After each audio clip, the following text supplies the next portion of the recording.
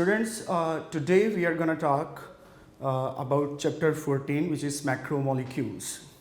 So let's start. Macromolecules, are very large molecules.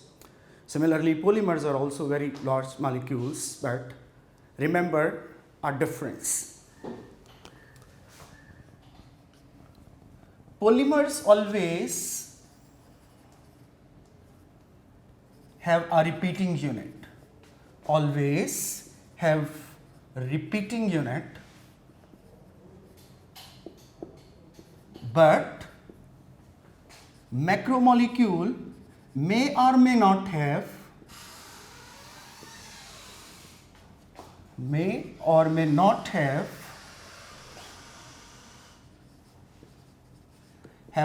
macromolecule repeating unit. So this is one difference. Polymers में हमेशा repeating unit होगा, macromolecules में repeating unit हो भी सकता है और नहीं भी हो सकता. Number one. And also remember that polymers, all the polymers are macromolecules. All polymers are macromolecules.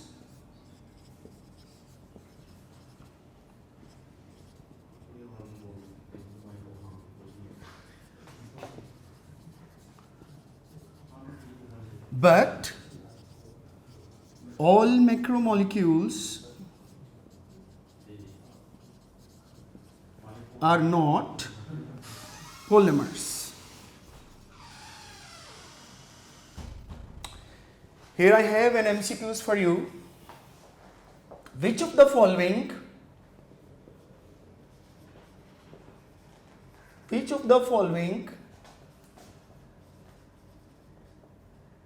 compounds is macromolecule but not polymer?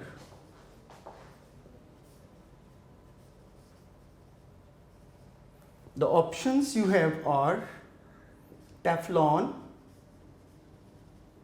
polyethylene,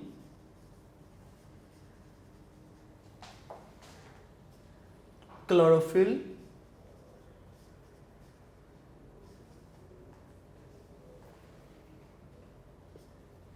proteins. So the correct option will be chlorophyll. It is a macromolecule, but it has no repeating unit. That is why it's just a macromolecule, not a polymer. While others have repeating units as well, so they are polymers as well as macromolecules. Other examples of macromolecules which are not polymers are hemoglobin.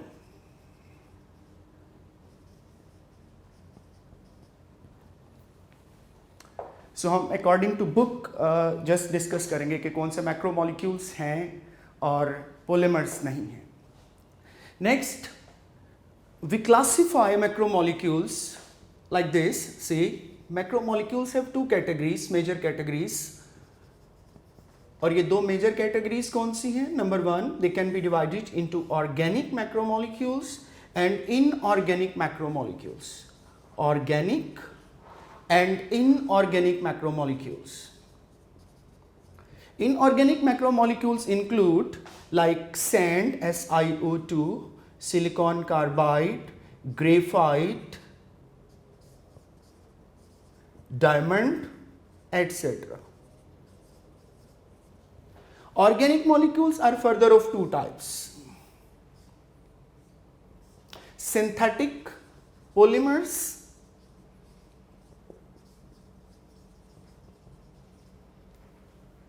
which are man-made polymers, and biopolymers which are natural polymers. Synthetic polymers, we have examples PVC, polyethylene, PVA, etc. While biopolymers include carbohydrates,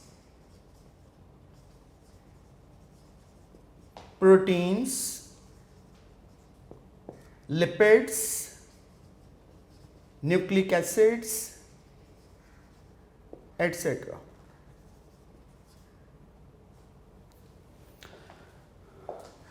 Now we'll just talk about the polymers. The word polymer is derived from poly and mer. So polymer is a combination of two words. Poly means many and mer mean units.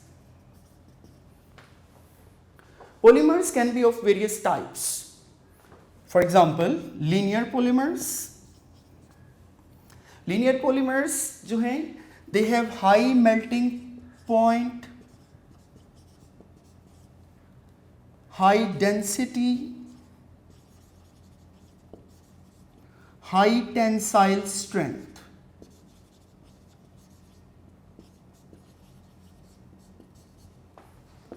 The examples include linear polyethylene,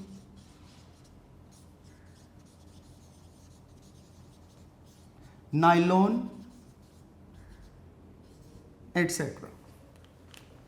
Then the second class of polymers is branched polymers. Branched polymers.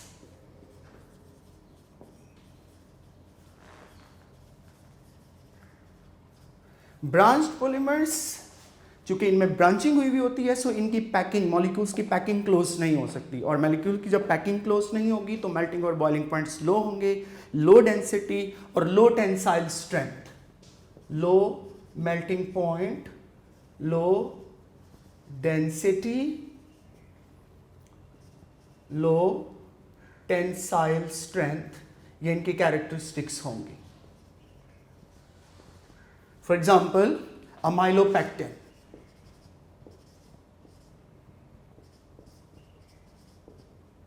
Then comes the class of cross-linked polymers or interconnected polymers. Cross-linked or interconnected polymers, इनको 3-dimensional भी बोलते हैं, 3D polymers. और जो 3D polymers हैं, they are rigid, hard,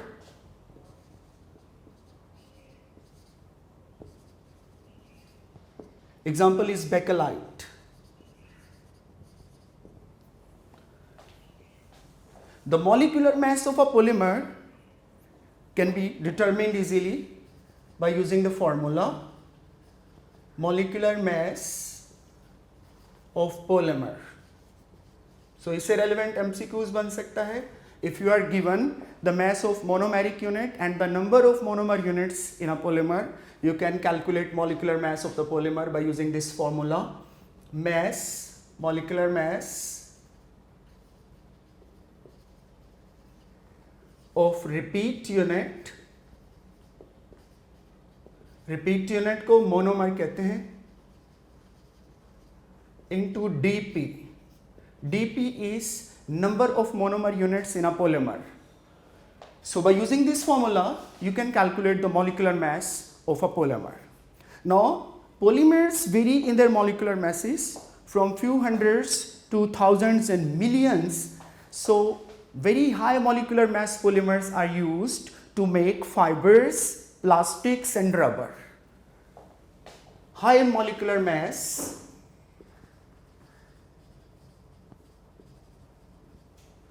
polymers used for making plastics, rubber, fibers, and their molecular masses range from 10,000 to 1 million. Monomers की base के ऊपर types of polymers. On the basis of monomer, we can divide polymers into 3 classes. The first one is homopolymers.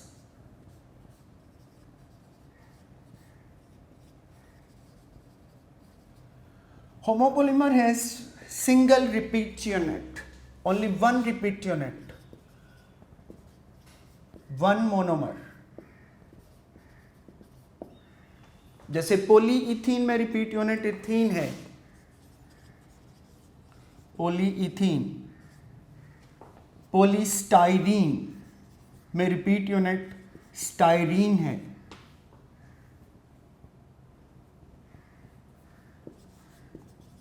Polyvinyl chloride PVC में repeat unit vinyl chloride है. Polyvinyl acetate में repeat unit acetate है. पोलीप्रोपिलीन में repeat unit propylene है. Second type on the basis of monomer is copolymer. Copolymer वो polymers होते हैं which are made up of two type of monomers by repetition of two type of monomers, two repeat units.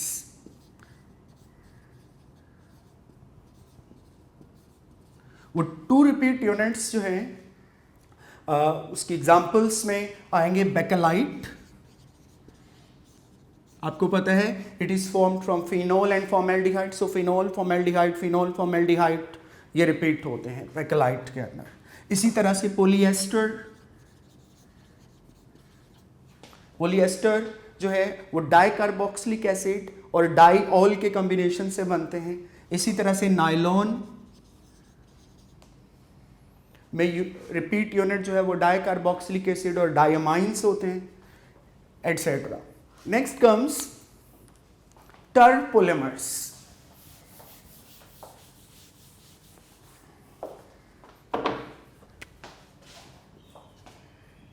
Terpolymers.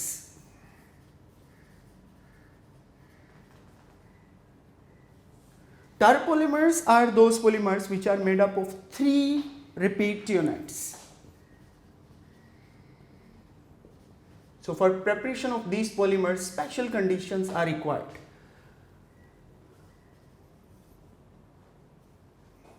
Three repeat units. For example, butyl acrylate,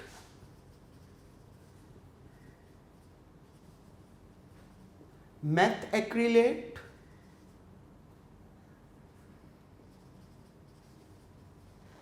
और acrylic acid. इनके combination से एक tough polymer बनता है which is used as a weather resistant paint.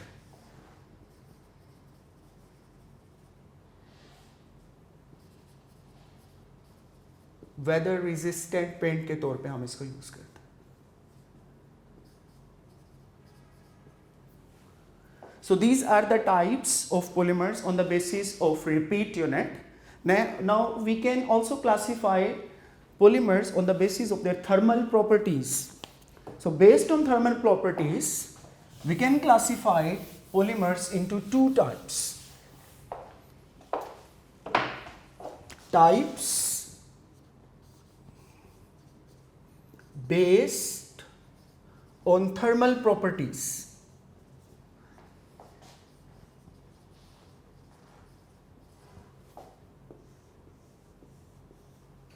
Thermal properties. The first class is thermoplastics.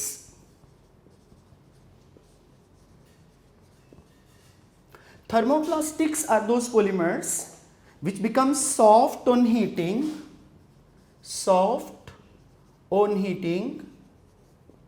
hard on cooling. And this can be done several times with little change in their properties. इनकी properties में बहुत थोड़ा सा change आएगा पर doing so.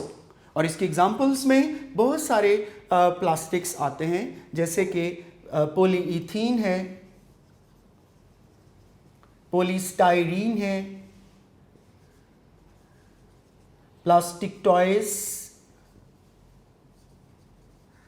Polyvinyl chloride, etcetera. आपको ये properties पता होनी चाहिए और आपको मॉलिक्यूल, आपको पॉलीमर को देख के पता चलना चाहिए कि पॉलीमर कौन सा है. आपको एमसीक्यूज इस तरह से आएगा कि आपको गिवन पॉलीमर्स होंगे और आपसे पूछा जाएगा कि which of the following is a thermoplastic और नॉट अ थर्मोप्लास्टिक और thermosetting plastic. So the second type on the basis of thermal properties is thermosetting plastics. setting plastics. Thermosetting plastics, they become a hard on heating. ये soft हो जाते हैं heating पर और ये hard हो जाते हैं हीटिंग पर. हार्ड ऑन हीटिंग और डीकम्पोज हो जाते हैं on heating. So they can be shaped only once. Examples में बेकेलाइट, एग्जाम्पल में एपॉक्सी रेजन्स, इसके अलावा varnish etc.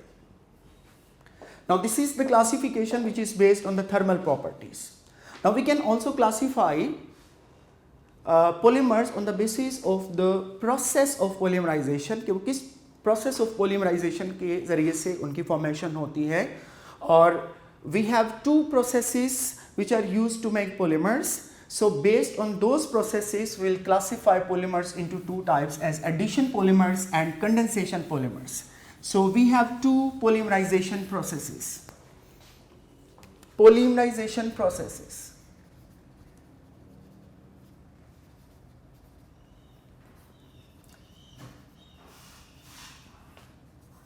We have two polymerization processes. The first one is addition polymerization. इस polymerization के नतीजे में जो polymers बनेंगे उन्हें हम addition polymers बोलेंगे. Addition जो polymerization है, it proceeds through free radical mechanism. Proceed through free radical mechanism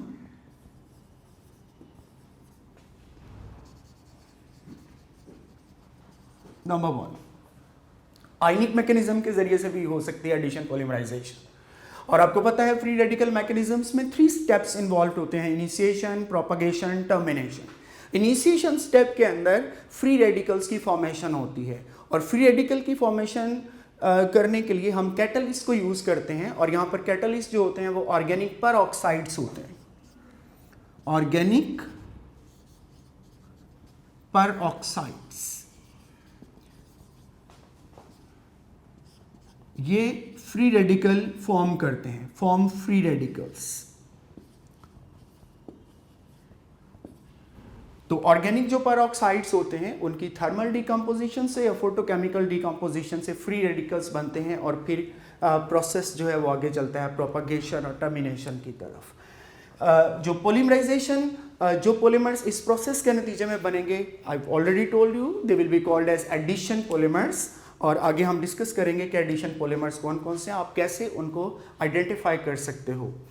Then the next process which is used for polymerization is condensation polymerization. Condensation polymerization.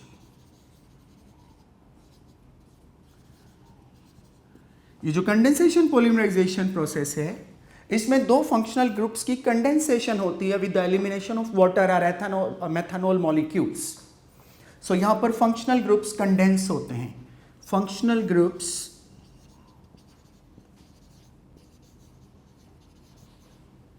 Condense और functional group की condensation से फिर ये वाले polymers बनते हैं. और जब कंडेंसेशन प्रोसेस होता है तो उसमें स्मॉल मॉलिक्यूल्स की एलिमिनेशन होती है. वो स्मॉल मॉलिक्यूल्स मेथनॉल हो सकता है, वो वाटर हो सकता है, it may be something else also. So condensation polymerization. So these are the processes which are used to make polymers. Or based on this, the process which is used for the formation of polymer, they will be called as addition polymers and condensation polymers. So this is second type. This is first one. Now we'll discuss the different types of polymers which are given in your book. MCQs का होगा. इन polymers का नाम हो सकता है, आपको बताना है एडिशन पॉलीमर है, कंडेंसेशन पॉलीमर है, होमोपॉलीमर है, कोपॉलीमर है. आपको प्रॉपर्टीज गिवन हो सकती हैं. प्रॉपर्टीज को देखते हुए आपको ये बताना है कि ये किस पॉलीमर की प्रॉपर्टीज हैं. So let us discuss. So first will discuss addition polymers. और ये जो हम एडिशन पॉलीमर्स डिस्कस करने जा रहे हैं ये homopolymers. So first example is polyethene. यहाँ पर रिपीट यूनिट इथीन है, इथीन मोनोमर है और एक ही रिपीट यूनिट है, सो होमोपॉलीमर है। पॉलीइथीन कहाँ पर यूज होता है? Buckets, dustbins, banking of carpets और इंसुलेशन पर्पसेस के लिए हम इसको यूज करते हैं। The second is polystyrene. यहाँ पर जो रिपीट यूनिट है वो स्टाइरीन है। स्टाइरीन बड़ा सिंपल सा vinyl, CH2 double bond CH group, this is called vinyl. Vinyl के साथ आप यहाँ पर फिनाइल लगा दें तो इसे पॉलीस्टाइरीन बोलेंगे। और पॉली जो स्टाइरीन है ये एक ही रिपीट यूनिट है, इसके स्टाइरीन के अंदर पॉलीस्टाइरीन में स्टाइरीन रिपीट यूनिट है, so it is a homopolymer and it is formed by addition. एक बात याद रखिएगा, एडिशन पॉलीमर्स जो होते हैं, जिन कंपाउंड्स में आपको डबल बॉन्ड ये नजर आते हैं ना, कार्बन कार्बन डबल बॉन्ड होता है, मोस्टली ये कार्बन कार्बन डबल बॉन्ड वाले जो कंपाउंड्स होते हैं ये एडिशन पॉलीमर्स बनाते हैं। जो हम एग्जांपल्स डिस्कस करेंगे आप नोट कीजिएगा कि इन सब में यहाँ पर कार्बन कार्बन डबल बॉन्ड आपको नजर आएगा। पॉलीविनाइल क्लोराइड, यहाँ पर vinyl chloride CH2 double bond CH, ये ग्रुप विनाइल है और इसके साथ क्लोरीन लगा हुआ है, विनाइल क्लोराइड, एक ही रिपीट यूनिट है, होमोपॉलीमर। ये फ्लोर कवरिंग्स बनाने में इस्तेमाल होते हैं, पाइप्स बनाने में, ग्रामोफोन रिकॉर्डर्स बनाने में इस्तेमाल होते हैं। देन कम्स पॉलीविनाइल एसीटेट, ये विनाइल ग्रुप, इसके साथ एसीटेट लगा दिया OCOCH3, एक रिपीट यूनिट है, सो होमोपॉलीमर है। और इनका एक कैरेक्टरिस्टिक ऑर्डर होता है, क्योंकि ये एस्टर्स हैं, इनमें एस्टर ग्रुप प्रेजेंट है तो इस वजह से इनका कैरेक्टरिस्टिक ऑर्डर होता है। और ये बाइंडर के तौर पर यूज होते हैं इन पेंट्स, इमल्शन पेंट्स के अंदर। Then comes acrylic resins. Acrylic resins जो हैं ये होमोपॉलीमर्स भी हो सकते हैं, ये को भी हो सकते हैं, ये टर भी हो सकते हैं। सिर्फ ये वाली एग्जांपल याद रखिएगा कि ये होमो भी हैं, को भी हैं, टर भी हो सकते हैं, जैसे कि हमने टर पॉलीमर्स में इनकी एग्जांपल डिस्कस भी की थी। और डिफरेंट जो मोनोमर्स इस्तेमाल होते हैं for the preparation of these resins, they include CH2 double bond CH, vinyl, इसके साथ CN लगा दें, एक्रिलोनाइट्राइल, ये एक्रिलोनाइट्राइल है। और एक्रिलोनाइट्राइल की पॉलीमराइजेशन से एक पॉलीमर भी बनता है जिसको ऑर्लोन कहते हैं, ये भी याद रखेगा। ये एक्राइलिक एसिड है और ये मिथाइल मेथ एक्रिलेट है। तो ये वाले जो कंपाउंड्स हैं, ये वाले जो मोनोमर्स हैं, ये एक्राइलिक रेजन्स बनाने में यूज होते हैं। बेस्ड ऑन दिस मोनोमर्स आप होमो, को और टर तीनों तरह के पॉलीमर्स की फॉर्मेशन कर सकते हैं। Then comes condensation polymers. Condensation polymers जो हम डिस्कस करेंगे ये सारे कोपॉलीमर्स हैं। First example is of polyester. Water tanks, fibres बनाने में यूज होता है। इसके फाइबर को मिक्स करके वूल और कॉटन के साथ सर्दियों और गर्मियों के कपड़े बनाते हैं। इसमें जो रिपीट यूनिट है, अब 2 रिपीट यूनिट होंगे चूंकि कोपॉलीमर है, एथिलीन ग्लाइकोल। तो एथिलीन ग्लाइकोल आपको पता होना चाहिए कि इसका IUPAC नेम क्या है, one two dihydroxy propane ethane, sorry one two dihydroxy ethane. Benzene one four dicarboxylic acid. ये 2 इसके मोनोमर्स हैं। Polyamide resins. अच्छा एक बात यहां पर याद रखिएगा कि जो पॉलीएस्टर है, पॉलीएस्टर का एक नाम टेरिलीन भी है, एक नाम डेक्रोन भी है। तो समटाइम इसका नाम MCQs में टेरिलीन गिवन होता है, तो आपको पता होना चाहिए ये पॉलीएस्टर को रिप्रेजेंट कर रहा है। पॉलीएमाइड रेजन, पॉलीएमाइड रेजन्स का जनरल नेम है नाइलॉन, जेनरिक नेम हम इनका नाइलॉन यूज करते हैं। ये डिफरेंट टाइप के होते हैं पॉलीएमाइड रेजन्स। अमाइड लिंकेज इनके अंदर प्रेजेंट होता है। हम एक एग्जांपल डिस्कस करेंगे नाइलॉन 6 की। इसमें 2 मोनोमर्स जो कि यूज होते हैं, एडिपिक एसिड है जो कि 6 कार्बन कार्बोक्सिलिक एसिड है, तो एक जो है वो हेक्सामेथिलीन डाइअमीन, ये दूसरा मोनोमर है जो हम इसके अंदर यूज करते हैं। और ये कार्बोक्सिल ग्रुप और अमाइनो ग्रुप, इन दोनों की कंडेंसेशन से अमाइड लिंकेज की फॉर्मेशन होगी। फिर कम्स एपॉक्सी रेजन्स। एपॉक्सी जो रेजन्स हैं इनका जो ये बेसिकली पॉलीईथर्स होते हैं, ये पॉलीईथर्स होते हैं, दिस आर पॉलीईथर्स, लेकिन इनका नाम जो है वो एपॉक्सी इस वजह से है कि ये जो एपीक्लोरोहाइड्रिन है इट कंटेन्स एपॉक्साइड, ये एपॉक्साइड है। तो चूंकि मोनोमर जो इस्तेमाल हो रहा है उसमें एपॉक्साइड फंक्शनल ग्रुप प्रेजेंट है, इस वजह से हम इनको एपॉक्सी रेजन्स बोलते हैं। और दूसरा जो मोनोमर हम इस्तेमाल कर रहे हैं that is diphenylol propane. Now I have some MCQs here for you.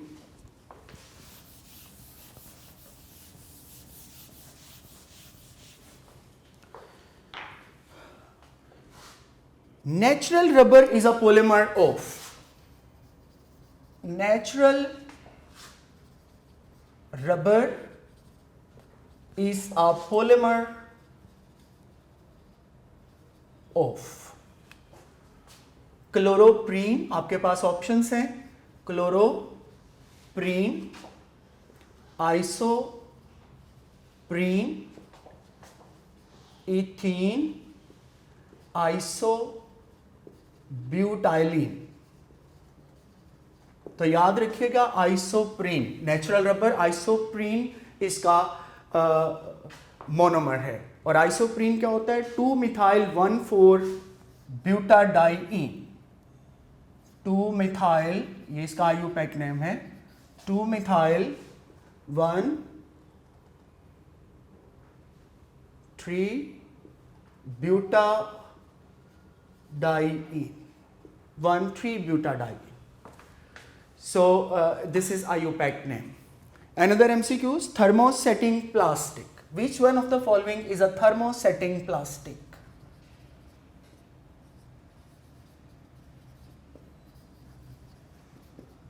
आपके पास ऑप्शंस हैं Teflon, then Bakelite, nylon 66, polyethene,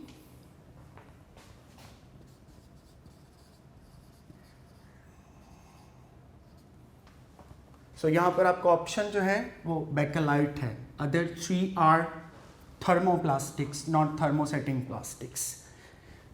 Another MCQs, which of the following does not contain amide linkage? Amide linkage इनमें से किस में नहीं होता? Options हैं wool, silk, polyester,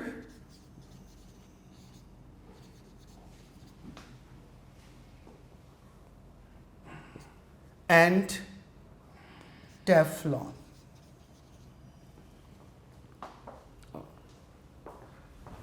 nylon, sorry. आपका ऑप्शन होगा पॉलिएस्टर।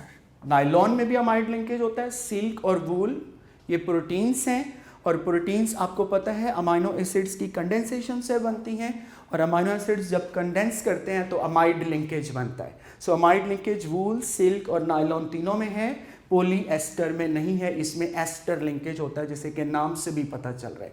इसी तरह सम टाइम पॉलीएस्टर की जगह पे एग्जाम्पल दे देते हैं कॉटन की।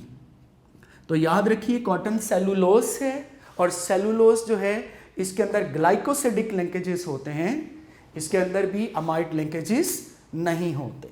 सो this was all about polymers. Next will be talking about carbohydrates. So let us start with carbohydrates.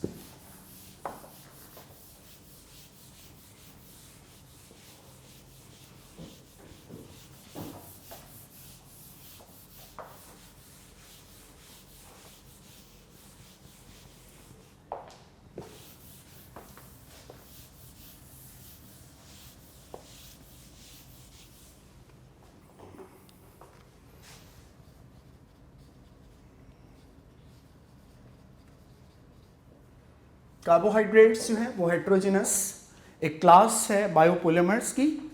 और याद रखिए कि तमाम बायोपॉलीमर्स में से जो मोस्ट अबंडेंट पॉलीमर्स हैं, एमसीक्यू से भी होता है कि which of the following biopolymer is most abundant biopolymer, वो कार्बोहाइड्रेट्स हैं। They are most abundant biopolymers. Their general formula is CxH2OY.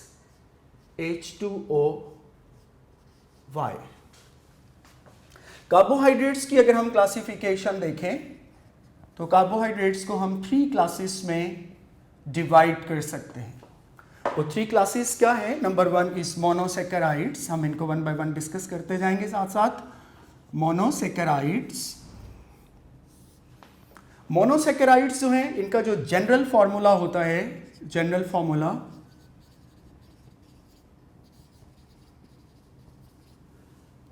that is CH2O N, where N is 3 or some large number. जो monosaccharides हैं दे में B एल्डोजेस और कीटोजेस, ये एल्डोजेस भी हो सकते हैं और कीटोजेस भी हो सकते हैं, जैसे कि ग्लूकोज एल्डोस है और फ्रुक्टोज कीटोस की एग्जांपल है। दे में बी ट्राइओजेस, टेट्रोजेस, पेंटोजेस एटसेट्रा। ये जो नाम है ये बेस करते हैं on the number of carbon atoms. अगर 3 कार्बन एटम है तो ट्रायोस, जैसे कि ग्लिसरल्डिहाइड एक ट्रायोस है, फिर टेट्रोस 4 कार्बन, पेंटोस 5 कार्बन। यहां पे एक एमसीक्यूज देखें, which of the following is a pentose? Which of the following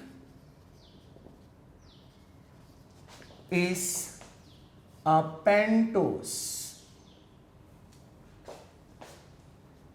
आपके पास ऑप्शन है ग्लूकोज, फ्रुक्टोज, ग्लिसरल्डिहाइड,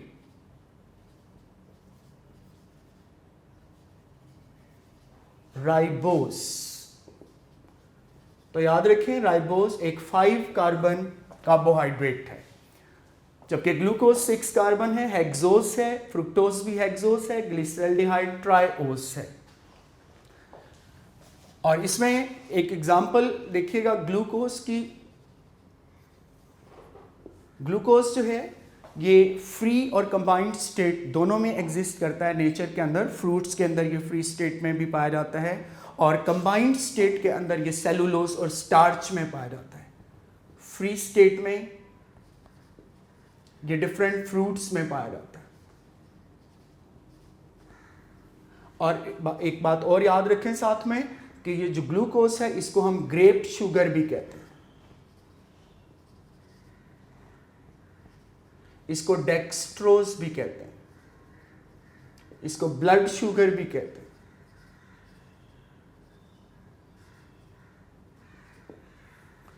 और ये कंबाइंड स्टेट में एग्जिस्ट करता है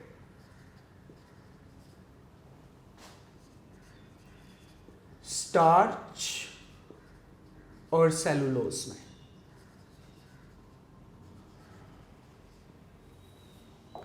फ्रुक्टोज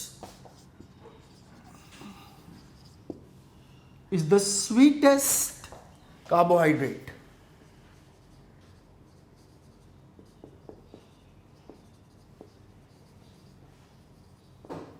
इसको कन्फेक्शनरी में इसीलिए यूज किया जाता है, कन्फेक्शनरी स्वीट्स बनाने में।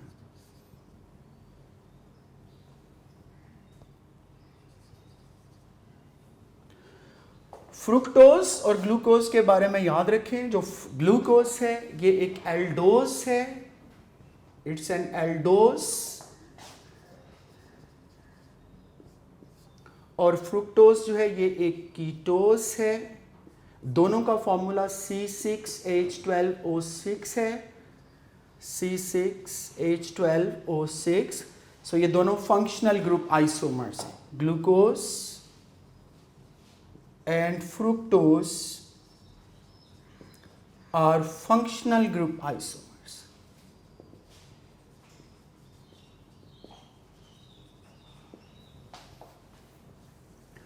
और ग्लूकोज में चूंकि एल्डिहाइड ग्रुप है तो ये वो सारे रिएक्शन देता है जो कि एल्डिहाइड्स देते हैं, जैसे फेलिंग टेस्ट है, बेनेडिक्ट टेस्ट है, टॉलरेंस टेस्ट है, ये सारे टेस्ट देता है। इसके अलावा जो हाइड्रोक्सिलएमाइन के साथ टेस्ट होते हैं, 2,4-डाइनाइट्रोफेनल हाइड्रोजीन के साथ जो टेस्ट होते हैं। फ्रुक्टोज भी फेलिंग टेस्ट और बेनेडिक्ट टेस्ट देता है। उसकी वजह ये होती है कि फ्रुक्टोज एक्वस सॉल्यूशन में एक्विलिब्रियम में एग्जिस्ट कर रहा होता है ग्लूकोज के साथ। Next comes oligosaccharides. दूसरी क्लास है ओलिगोसैकेराइड्स। ओलिगोसैकेराइड्स जो हैं they contain 2 to 9 monosaccharide units. 2 to 9 monosaccharide units होते हैं इनके अंदर। They contain 2 to 9 monosaccharide units. और ओलिगोसेकेराइड्स जो हैं दे में बी डाइसेकेराइड्स अगर 2 यूनिट हैं, ट्राइसेकेराइड अगर 3 मोनोसेकेराइड्स हैं, टेट्रासेकेराइड 4 मोनोसेकेराइड अगर यूनिट हैं। तो इस बेस के ऊपर आपके यहाँ एक एमसीक्यूज देखिएगा। A disaccharide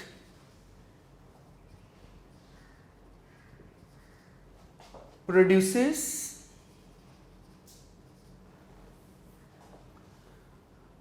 1 mole of a disaccharide. 1 mole of a disaccharide produces 2 moles of glucose.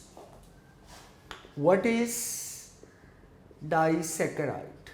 Disaccharide कौन सा है आपको आइडेंटिफाई करना है। सो सी आपके पास ऑप्शंस हैं सुक्रोज, आपके पास ऑप्शन है माल्टोज, लैक्टोज, रेफिनोज। तो याद रखिएगा जो माल्टोज है it is made up of 2 glucose units. 2 glucose unit जो है वो मिलकर माल्टोज बनाते हैं। अगर आप इसकी हाइड्रोलिसिस करेंगे तो 2 ग्लूकोज मॉलिक्यूल्स बनेंगे। जो सुक्रोज होता है वो ग्लूकोज और फ्रुक्टोज का बना होता है। आप इसकी हाइड्रोलिसिस करेंगे तो इसकी हाइड्रोलिसिस से आपको ग्लूकोज प्लस फ्रुक्टोज मिलेगा। लैक्टोज ग्लूकोज और गैलेक्टोज का बना होता है। सो हाइड्रोलिसिस से आपको ग्लूकोज और गैलेक्टोज मिलेंगे। रेफिनोज एक ट्राइसेकेराइड है और ये ग्लूकोज,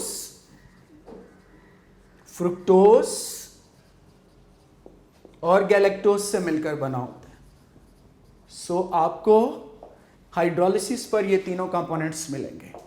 ये मोनोसेकेराइड यूनिट्स जो हैं ये ज्वाइन करते हैं थ्रू ग्लाइकोसिडिक लिंकेजेस, तो डाइसेकेराइड्स, ट्राइसेकेराइड्स, पॉलीसेकेराइड्स की फॉर्मेशन होती है। The last class of carbohydrates is polysaccharides. Polysaccharides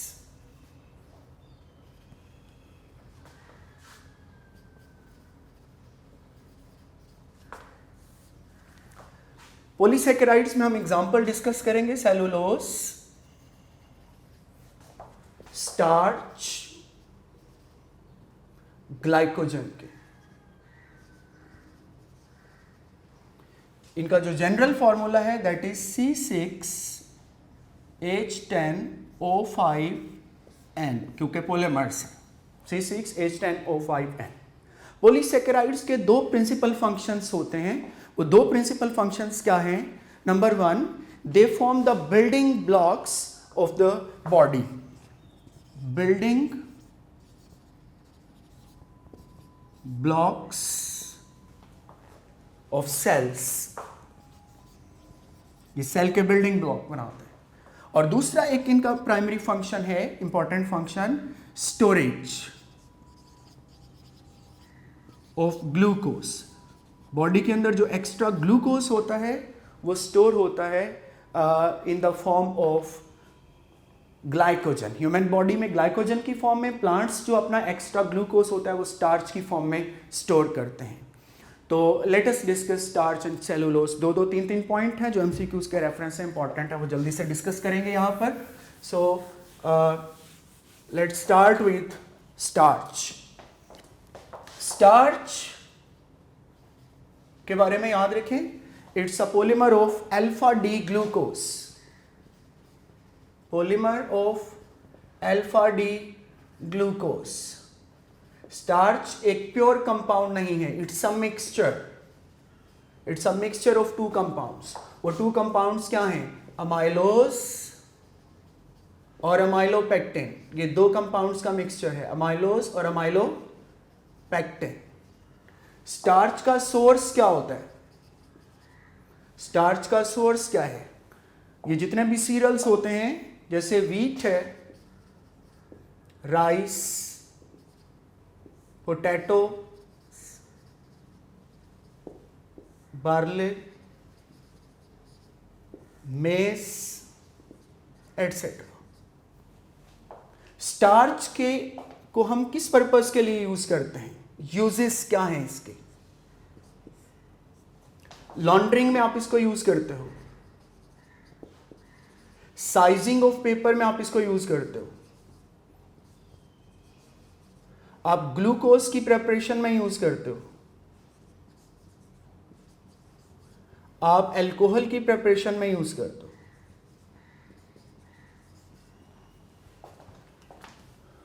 एक दो पॉइंट्स अमाइलोज और अमाइलोपेक्टिन के डिफरेंस से मुतालिक। अमाइलोज, अमाइलोपेक्टिन,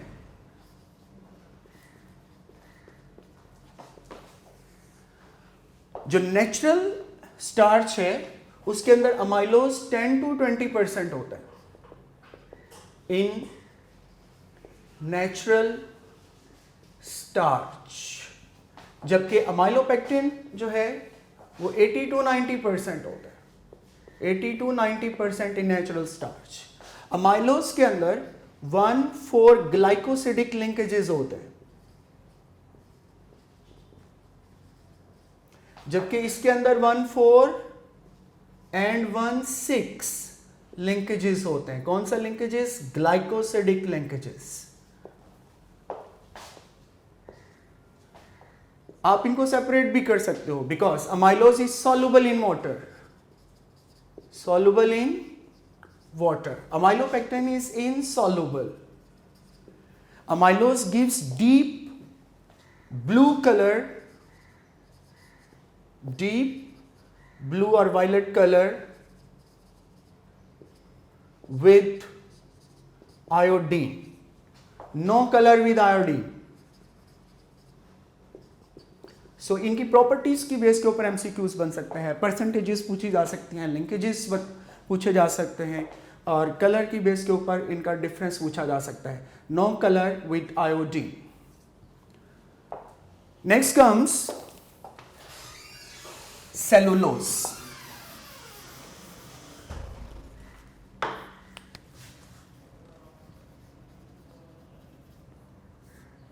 सेलुलोज जो है, it's a polymer of beta D glucose, polymer of beta D glucose, और ये एक लीनियर पॉलीमर है, लीनियर पॉलीमर है सेलुलोज।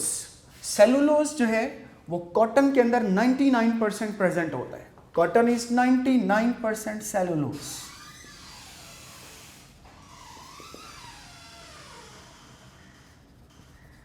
इसीलिए मैंने आपसे कहा था कि कॉटन के अंदर ग्लाइकोसिडिक लिंकेजेस होते हैं, और वुडी पार्ट्स ऑफ प्लांट्स जो होते हैं, woody parts of plants, they contain 50% cellulose.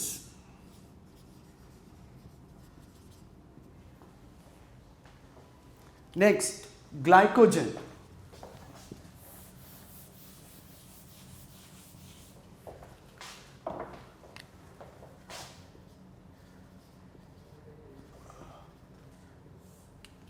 ये भी पॉलीमर है of alpha D glucose, just like starch. Alpha D glucose का पॉलीमर है glycogen. The only difference is कि इसमें ब्रांचिंग बहुत ज्यादा होती है, 1,4 और 1,6 ग्लाइकोसिडिक लिंकेजेस होते हैं, और बहुत ज्यादा होते हैं ये लिंकेजेस, 1,4 एंड 1,6 ग्लाइकोसिडिक लिंकेजेस। अगर ये दोनों लिंकेजेस प्रेजेंट हो तो ब्रांचिंग होती है, और अगर एक लिंकेज हो, जस्ट 1,4 लिंकेज हो, तो लीनियर स्ट्रक्चर होता है। तो अमाइलोज में 1,4 है तो इसका स्ट्रक्चर लीनियर होता है, जबकि अमाइलोपेक्टिन में 1,4 और 1,6 दोनों लिंकेजेस हैं, इसलिए इसका ये ब्रांच्ड पोलिमर है। एनीवेज, जो एनिमल्स होते हैं, animals store glucose as glycogen, इसीलिए हम इसको एनिमल स्टार्च भी बोलते हैं, क्योंकि जो प्लांट्स होते हैं, प्लांट्स अपनी फूड को स्टोर करते हैं, ग्लूकोज को स्टोर करते हैं in the form of starch, और एनिमल्स स्टोर करते हैं in the form of glycogen, so ये एनिमल्स की स्टार्च भी कहलाती है। So this was all about carbohydrates. Next will be talking about proteins, the next biopolymer, proteins. So let's start with proteins.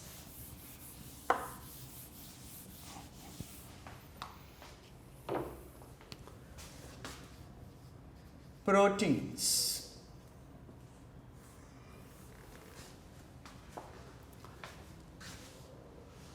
Proteins आपको पता है, they are the polymers of amino acids. ये polymers है, biopolymers of amino acids. Amino acids आपको पता होना चाहिए कि ये अमाइड लिंकेजेस के जरिए से कनेक्ट होते हैं।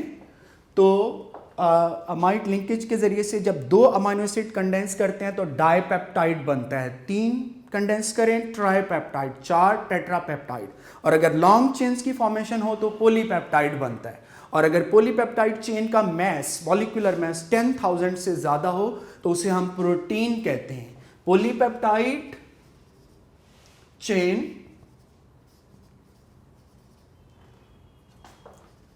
with molecular mass more than 10,000 is protein। और एक बात याद रखें कि ह्यूमन बॉडी के अंदर एटलीस्ट 10,000 डिफरेंट टाइप की प्रोटीन्स प्रेजेंट हैं, at least 10,000 different proteins in body present हैं। प्रोटीन्स, तमाम प्रोटीन्स के अंदर 4 एलिमेंट ऐसे हैं जो तमाम प्रोटीन्स के अंदर मौजूद होते हैं, carbon, hydrogen, oxygen, nitrogen, present in all proteins. इसकी बेस के ऊपर एमसीक्यूज बनता है, ऑल प्रोटीन्स। प्रोटीन्स की क्लासिफिकेशन को देखते हैं तो प्रोटीन्स की 3 क्लासेस हैं। First one is simple proteins,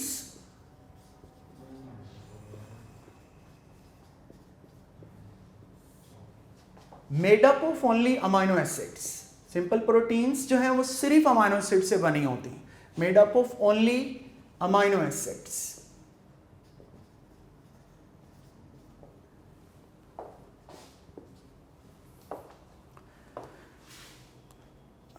इसकी एग्जांपल्स की अगर हम बात करें तो सिंपल प्रोटीन की एग्जांपल्स में एल्ब्यूमिन्स, ग्लोब्युलिन्स, लैक्टोग्लोब्युलिन,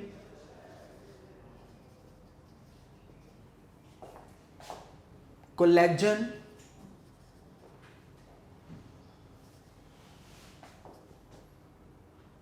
ये सारी जो प्रोटीन्स हैं ये सिंपल प्रोटीन्स हैं। लेग्यूमिन्स,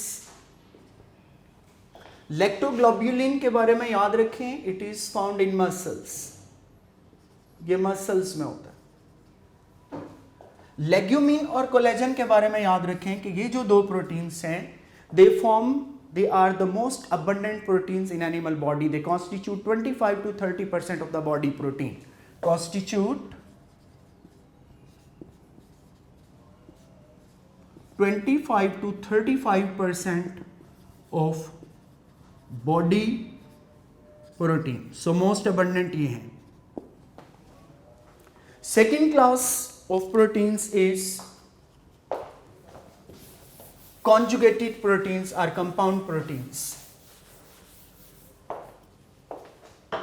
Conjugated proteins.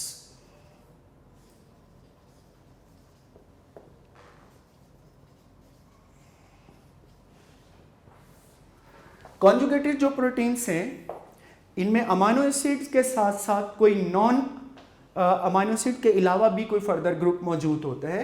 So amino acids plus some other group is also present. Amino acid plus other group, और वो जो अदर ग्रुप होगा उसको हम प्रोस्थेटिक ग्रुप बोलते हैं. Prosthetic group. जैसे कि लाइपोप्रोटीन्स में प्रोटीन्स के साथ लिपिड अटैच है, लाइपोप्रोटीन्स. ग्लाइकोप्रोटीन्स में कार्बोहाइड्रेट अटैच है. न्यूक्लियोप्रोटीन्स में न्यूक्लिक एसिड्स अटैच है प्रोटीन के साथ. तो प्रोटीन के साथ अगर कोई नॉन प्रोटीन पार्ट होगा, वो जो नॉन प्रोटीन पार्ट है that is called prosthetic group. यहां पे एमसीक्यूज है एक आपके लिए. लेसिथिन्स आर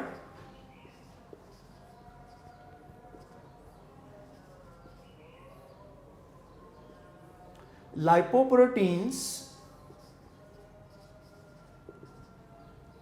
glycoproteins,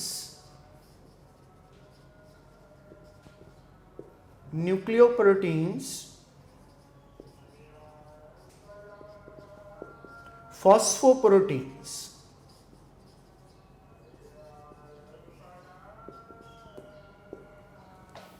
So याद रखें लेसिथिन्स lipoproteins.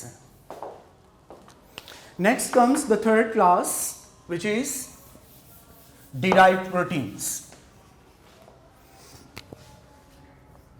Derived proteins. Derived proteins जो हैं, these are derived from simple and conjugated proteins. जैसे कि पेप्टोन्स हैं इनकी examples, पोलीपेप्टाइड्स,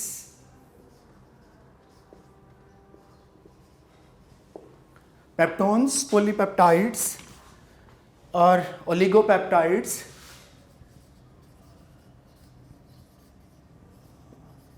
etcetera. So this is classification of protein. Proteins को हम एक और तरह से भी क्लासिफाई करते हैं, और वो तरीका क्या है, that is based on their function. So function की बेस के ऊपर जो प्रोटीन्स हैं उनकी क्लासेस क्या होती हैं, लेट अस सी.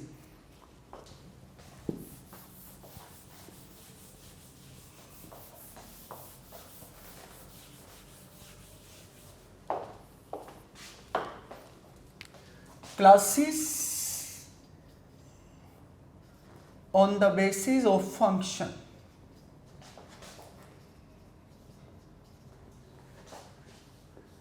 आपको कोई प्रोटीन गिवन हो सकती है और आपसे पूछा जा सकता है कि ये किस क्लास से बिलोंग करती है, तो आपको पता होना चाहिए. सो लेट अस सी क्लासेस क्या है. Number 1, hormonal proteins. Hormonal proteins या रेगुलेटरी प्रोटीन्स भी हम इनको कहते हैं. एक और नाम इनका है रेगुलेटरी प्रोटीन्स. सो इनका फंक्शन रेगुलेटरी फंक्शन होता है. जैसे कि इंसुलिन ब्लड के अंदर आपको पता है रेगुलेट करती है ग्लूकोज के लेवल को. इसी तरह थायरॉक्सिन.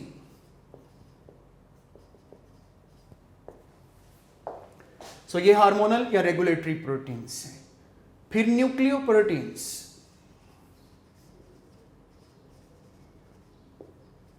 इनका जो काम है वो जेनेटिक इंफॉर्मेशन की ट्रांसफर होता है. सो transmit genetic information.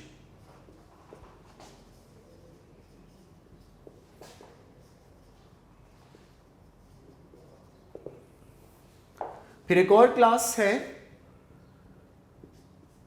Transport proteins.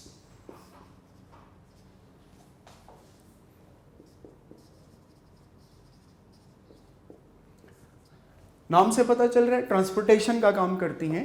जैसे कि ऑक्सीजन को ट्रांसपोर्ट करता है haemoglobin in different parts of the cells. Haemoglobin. फिर स्ट्रक्चरल प्रोटीन्स हैं, fourth type plast structural proteins जो कि प्रोटोप्लाज्म बनाती हैं, फॉर्म प्रोटोप्लाज्म।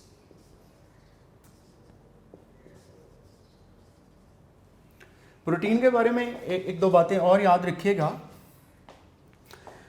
ये जो हम जेलेटिन यूज करते हैं बेकरी के अंदर, जेलेटिन, इसको हम ऑब्टेन करते हैं बाय हीटिंग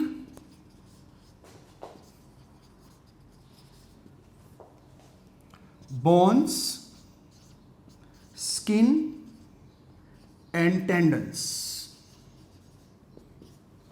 कैसीन एक प्रोटीन है जो कि मिल्क में पाई जाती है। It is used to make buckles.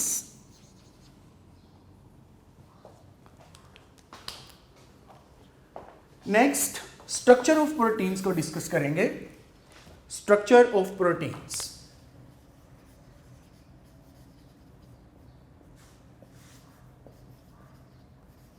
Proteins के जो स्ट्रक्चर है उसके 3 लेवल्स ऑफ ऑर्गेनाइजेशन होते हैं।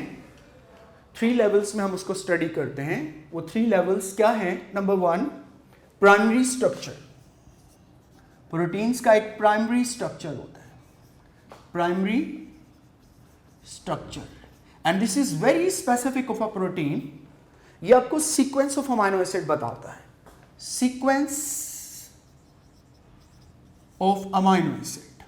और आपको पता है अमाइनो एसिड एक सीक्वेंस में अटैच होते हैं थ्रू अमाइड लिंकेजेस, और इस सीक्वेंस में कोई भी अगर चेंज आ जाए थोड़ा सा भी, तो ये प्रोटीन के जो ओवरऑल प्रॉपर्टीज हैं उसको बहुत ज़्यादा चेंज कर देता है ये structure, primary structure. So little bit change, जैसे सिकल सेल एनीमिया एक डिजीज है और वो सिर्फ अमाइनो प्रोटीन के स्ट्रक्चर में 2 अमाइनो एसिड्स की पोजीशन इंटरचेंज होने की वजह से है।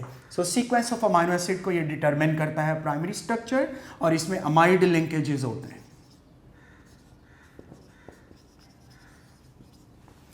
दूसरा जो स्ट्रक्चर है प्रोटीन का, जो सेकेंड लेवल ऑफ ऑर्गेनाइजेशन है, that is secondary structure.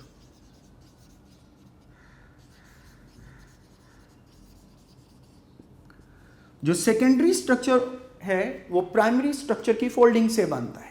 Primary structure जो है वो फोल्ड होता है, जिगजैग होता है, और उसकी जिगजैगिंग से और फोल्डिंग से सेकेंडरी स्ट्रक्चर एक हेलिकल स्ट्रक्चर बनता है। ये जो हेलिकल स्ट्रक्चर है दैट इज सेकेंडरी स्ट्रक्चर, और this secondary structure is form due to hydrogen bonding. Hydrogen bonding की वजह से ये बनता है। और हाइड्रोजन बॉन्डिंग किस में होती है? कार्बोनल ग्रुप्स और NH ग्रुप्स के दरमियान में हाइड्रोजन बॉन्डिंग होती है। Carbonyl group and NH groups जो हैं इनमें हाइड्रोजन बॉन्डिंग होती है, और इस हाइड्रोजन बॉन्डिंग के नतीजे में सेकेंडरी स्ट्रक्चर की फॉर्मेशन होती है जो कि एक हेलिकल स्ट्रक्चर होता है। यहां पर एक MCQs कि secondary structure, in secondary structure of proteins, in secondary structure of proteins, hydrogen bonding is present between,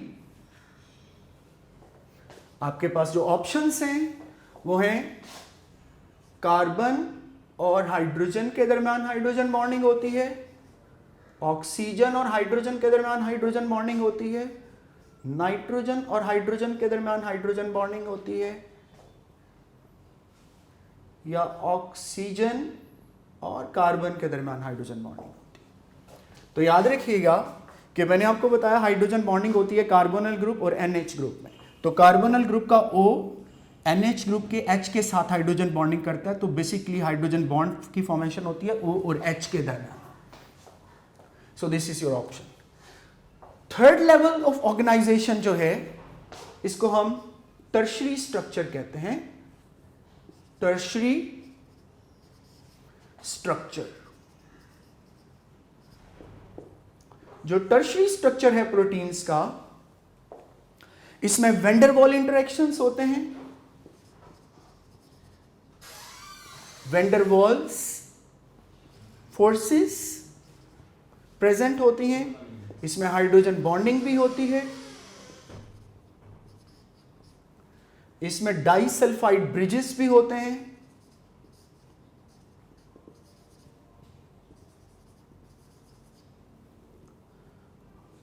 और इसके अंदर आयोनिक ब्रिजेस भी होते हैं। टर्शियरी स्ट्रक्चर सेकेंडरी स्ट्रक्चर की फोल्डिंग से 3 डायमेंशनल जो स्ट्रक्चर बनता है ये 3D स्ट्रक्चर होता है।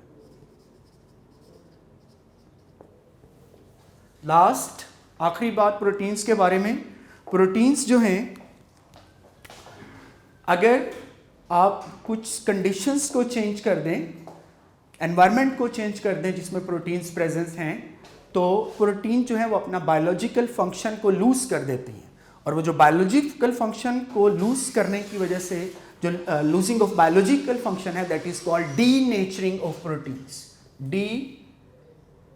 डीनेचरेशन। और ये डीनेचरेशन किस वजह से होती है? चेंज ऑफ पीएच की वजह से, ये ऑक्सीडाइजिंग कंडीशंस में हो सकती है, ये रिड्यूसिंग कंडीशंस में हो सकती है, ये हीट की वजह से हो सकती है। ये सारी फैक्टर्स रिस्पॉन्सिबल हैं फॉर डीनेचरिंग ऑफ प्रोटीन, और डीनेचरिंग से प्रोटीन्स अपनी बायोलॉजिकल एक्टिविटी को लूज कर देती हैं। Next we are going to talk about lipids.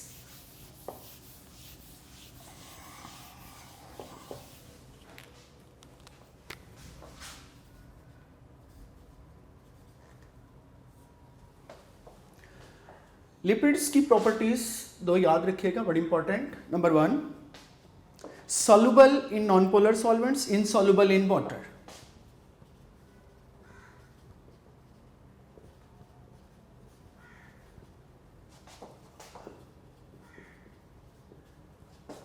Insoluble in water. इनका जो ओरिजिन है वो प्लांट्स या एनिमल्स होता है, प्लांट्स और एनिमल्स, ये इनका ओरिजिन होता है लिपिड्स का। और लिपिड्स जो हैं इनकी कंपोजिशन क्या होती है? लिपिड्स की कंपोजिशन के बारे में याद रखें कि they are the triesters basically. ये क्या हैं? They are triesters of glycerol. Glycerol plus 3 moles of fatty acid, और इसके रिएक्शन से लिपिड की फॉर्मेशन होती, जो सिंपल लिपिड्स हैं जिनको हम फैट्स या ऑयल्स कहते हैं, ये सिंपल लिपिड्स हैं। ग्लिसरॉल और 3 mole of fatty acid के रिएक्शन से बनते हैं। तो कॉमन एग्जांपल्स में फैट्स और ऑयल्स शामिल हैं। क्लासिफिकेशन जल्दी से देख लेते हैं इनकी। 3 क्लासेस हैं, सिंपल और कंपाउंड और derived, just like proteins. Simple lipids,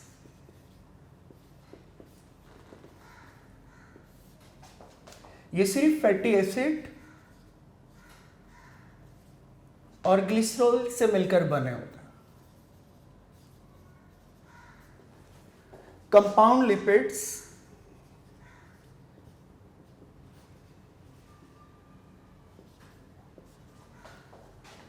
इसमें फैटी एसिड, ग्लिसरॉल और इसके अलावा अदर रेडिकल्स भी होते हैं, अदर रेडिकल्स। और तीसरी जो क्लास है वो डिराइव्ड है लिपिड्स की।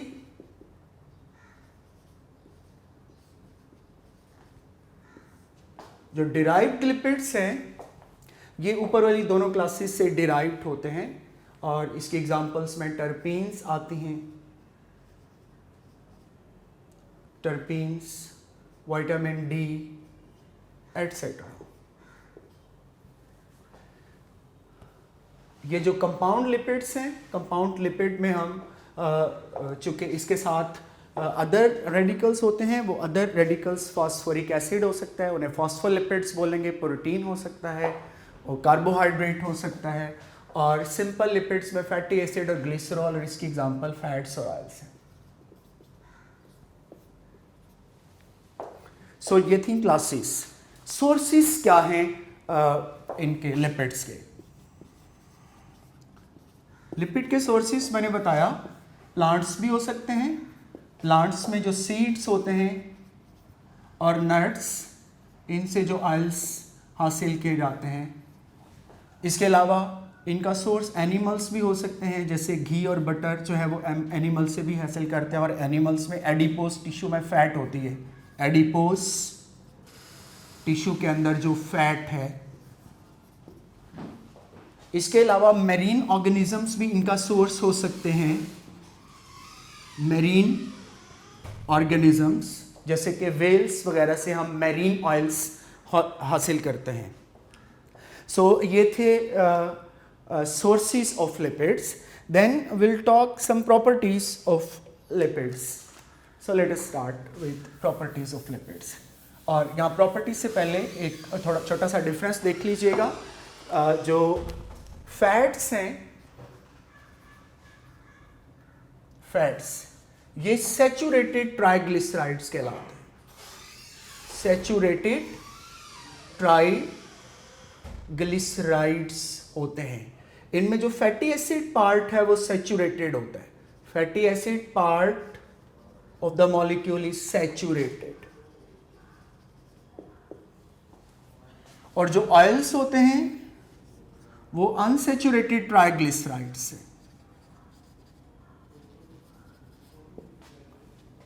Unsaturated triglycerides. और इनके अंदर जो फैटी एसिड पार्ट होता है वो अनसैचुरेटेड होता है बेसिकली, इस वजह से ये अनसैचुरेटेड है। बाकी आपको ये आइडिया होना चाहिए कि फैट्स जो होती हैं वो सॉलिड स्टेट में होती हैं, ऑयल्स लिक्विड स्टेट में होते हैं, और एक होते हैं मिक्स्ड लिपिड्स। मिक्स्ड लिपिड्स वो होते हैं जिनमें फैट और ऑयल यानी सैचुरेटेड और अनसैचुरेटेड का मिक्सचर होता है। वो सॉलिड या लिक्विड स्टेट में होंगे, डिपेंड करता है कि उनके अंदर सैचुरेटेड पोर्शन ज़्यादा है या अनसैचुरेटेड पोर्शन ज़्यादा है। कुछ properties,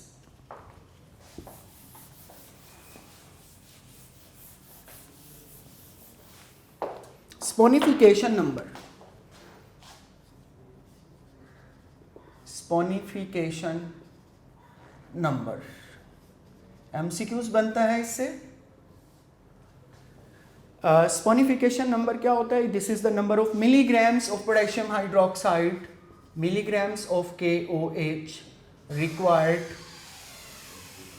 to sponify 1 gram fat और ऑयल। सो 1 ग्राम फैट या ऑयल को स्पोनिफाई करने के लिए जो रिक्वायर्ड होगा, so milligrams of potassium hydroxide required to saponify 1 gram of fat और ऑयल। एक फॉर्मूला याद रखिए, if m is molecular mass, if m is molecular mass of fat और ऑयल,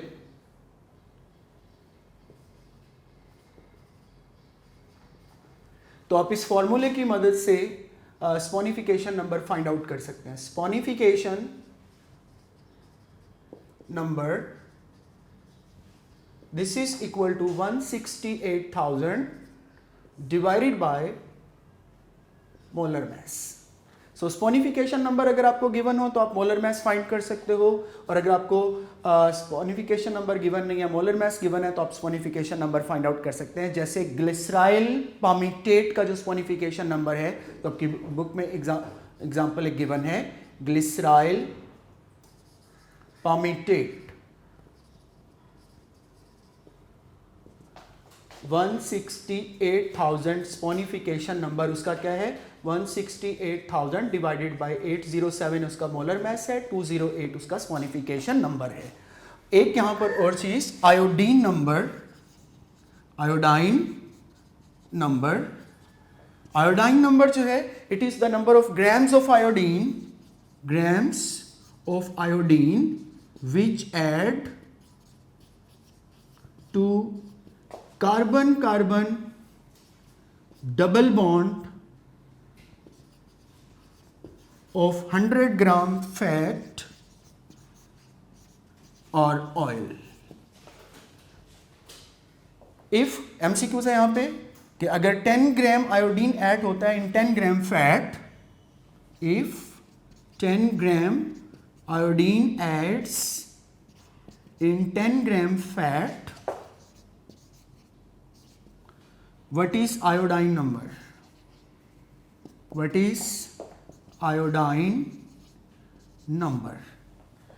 तो 10 ग्राम आयोडीन 10 ग्राम फैट में ऐड हो रहा है, तो 100 ग्राम फैट के अंदर 100 ग्राम आयोडाइन ऐड होगा, सो आयोडाइन नंबर क्या हो जाएगा? 100. और अगर कोई ये जो आयोडाइन नंबर है ये आपको अनसेचुरेशन बताता है कि लिपिड्स के अंदर कितनी है. अगर कोई लिपिड जो है वो सेचुरेटेड है, उसमें डबल बॉन्ड्स नहीं है, तो उसका आयोडाइन नंबर 0 होगा. सो आज हम यहाँ तक रखेंगे, नेक्स्ट लेक्चर में यहाँ से कंटिन्यू करेंगे. All the best.